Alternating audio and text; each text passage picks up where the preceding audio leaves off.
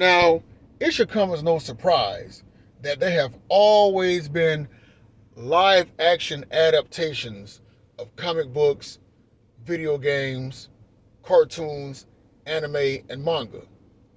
But nowadays, that seems to be the go to formula for every source of entertainment that comes out.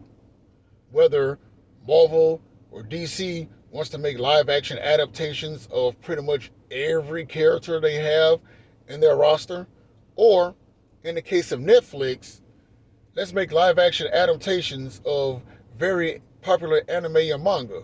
Now, there are some that work, such as One Piece, and then there are those like Yu Yu Hakusho and Cowboy Bebop that just don't get the job done.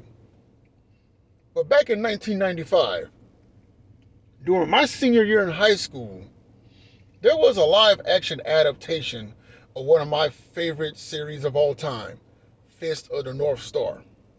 Now, yes, it is cheesy, but guess what? This is good 1990s action cheese because, let's face it, majority of the films that came out in the 90s really didn't take themselves seriously. They were entertaining. They had their highs and their lows, but again, at least they were entertaining nonetheless.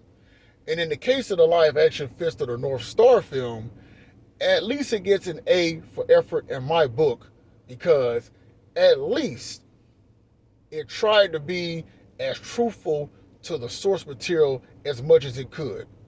Now, of course, it didn't go into too much detail because it only covers the first portion of the series, in which you have our main character, Kenshiro, taking on his former best friend, Shin, to get back his fiancee slash wife, Julia. And yes, there were some changes made, but again, at least, at least some care consideration was taken into making it as close to the source material as I just previously stated. Now, not going to go into too much detail about what the franchise is about because there are tons of videos on YouTube out here explaining what the series is all about, if I do say so myself.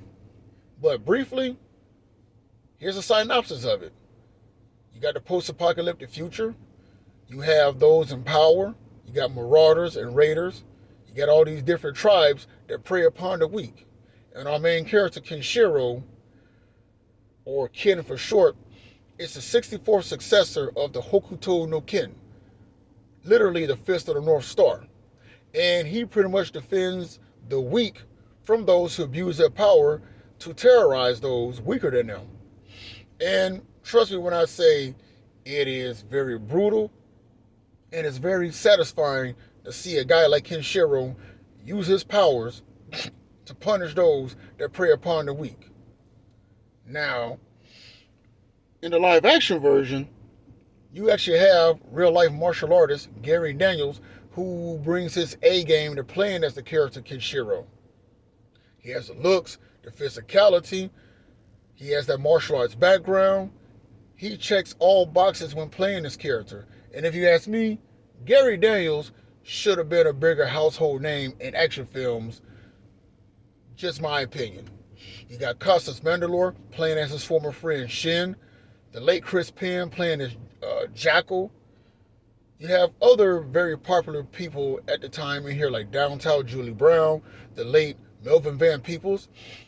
Hell, even Dante Basco, better known as Rufio from Hook and as Zuko from Avatar The Last Airbender. He's in this movie as Bat. Again, everybody in this film, to me, did their best to bring out the characters and bring out the best in the roles that they were given. Now, the film does have a cult following, which I say it sure truly deserves. And it's also one of those adaptations that I will say that I enjoy a lot. And yes, I can go back and rewatch it. Yes, like I said earlier, it is corny, it is cheesy, but it's good corniness and cheesiness that any movie lover can enjoy, especially if you love movies based off of anime and manga. And trust me when I also say this too.